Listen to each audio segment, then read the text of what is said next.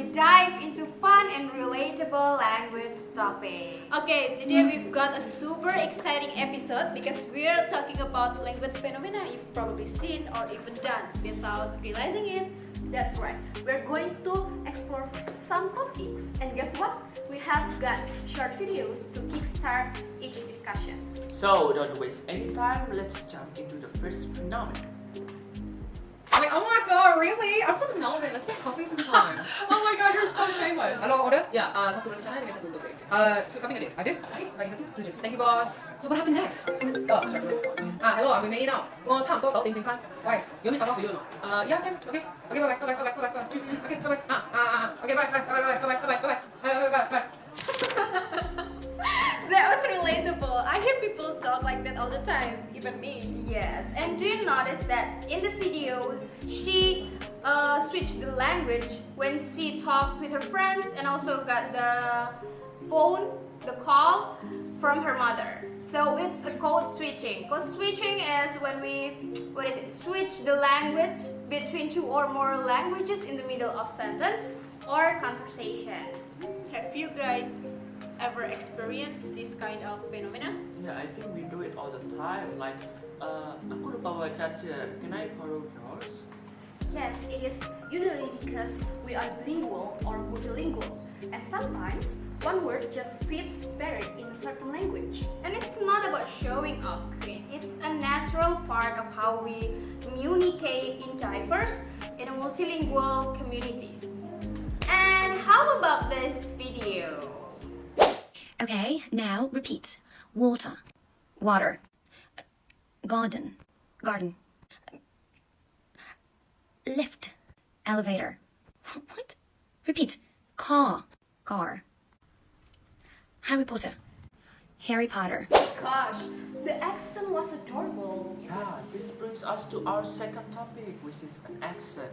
An accent is how someone pronounces words, usually influenced by their first language. So, for example, Indonesians speaking English might pronounce certain sounds differently than native speakers. And that's totally okay.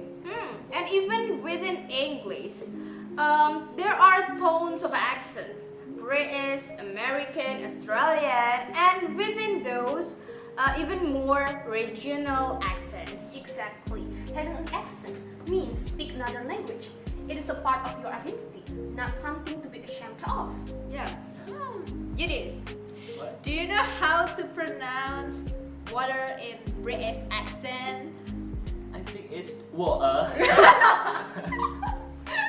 Good. Okay. Let's go to the next video. Okay, now for something a bit more technical. Diagnosia. This is Victoria Lee. Oh, Lucy, what can I do for you? No, I'm not busy. Well, actually, I am very busy. I have to write a boring report for the boss. Anyway, what is it? Is there a problem? What? Mr. Lewis wants to speak with me? Really? Yes, of course. Put him through. Good morning, Mr. Lewis. It's a pleasure to hear from you. How are you? I'm fine, sir. What can I do for you? Have you ever heard about this before? Yeah, I ever heard about this before. So diagnosia is when a community uses two different language varieties, one for formal settings and one for daily conversation. Like in Indonesia, right? We use formal Indonesian for speech or news, but switch with the local dialect or with the casual Indonesian when we chatting with our friends.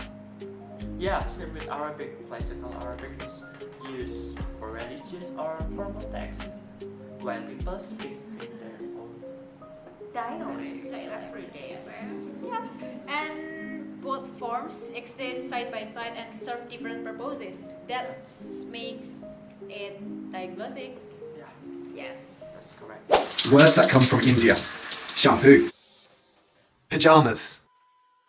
Bandana. Jungle. Mango. Do you know any more words that come from your country? Let me know in the comments. Wow, that video shows how many words from English that we have borrowed from India without even noticing it. Yes, that's lexical borrowing. It happens when one language adopts words from another, like handphone, discount, or even cancel. Yeah, sometimes it's because there is no exact word in our own language, or the borrowed word is just easier or trendier to use. Yeah, for example, our country, Indonesia. Indonesia has words from Dutch, Arabic, Chinese, and so on. So it is like a buffet of vocabulary from all over the world.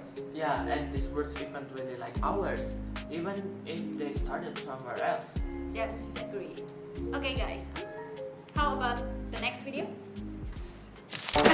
Oh, I love a bagel. Oh, great. So much for bagels. So much for what? The bagels. You dropped them on the floor. They're called bagels. I lived in New York, Troy. I know what a bagel is. What the hell is wrong with you? What? You say bagel wrong. I say it the same as you. Say it again. Bagel. Before we just keep studying, we're on page 258.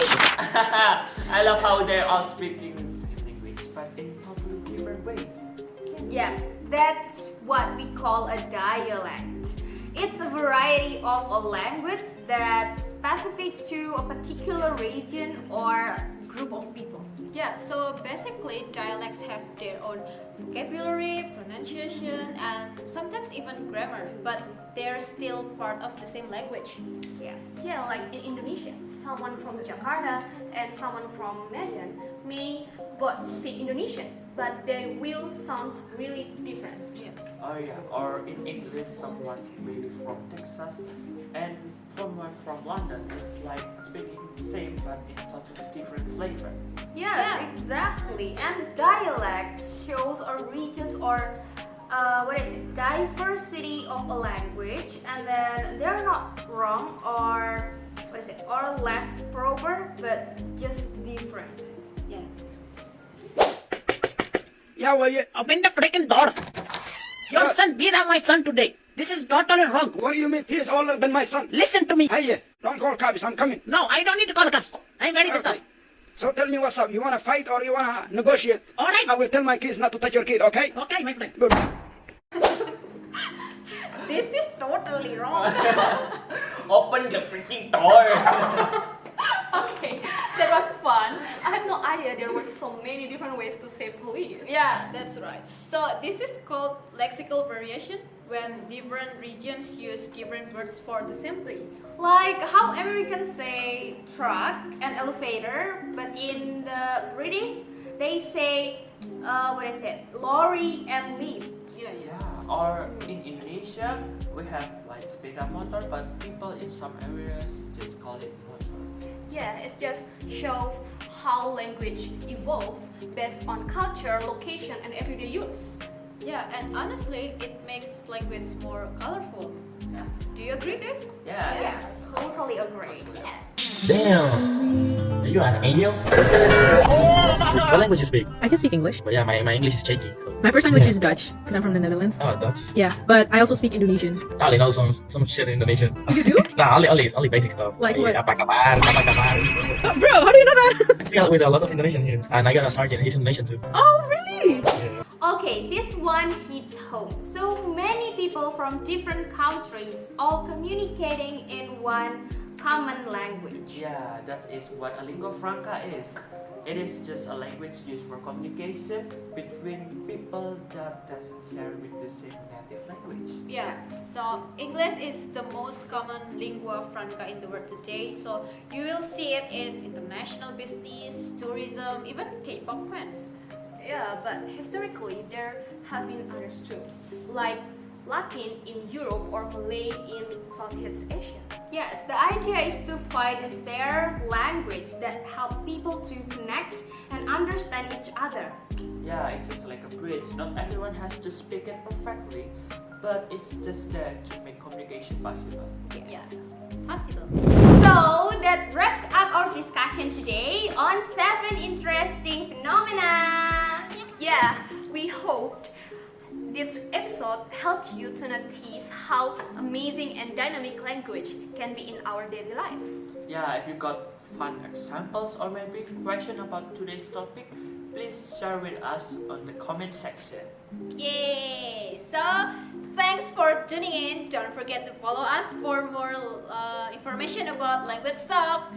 See you next time. Bye bye.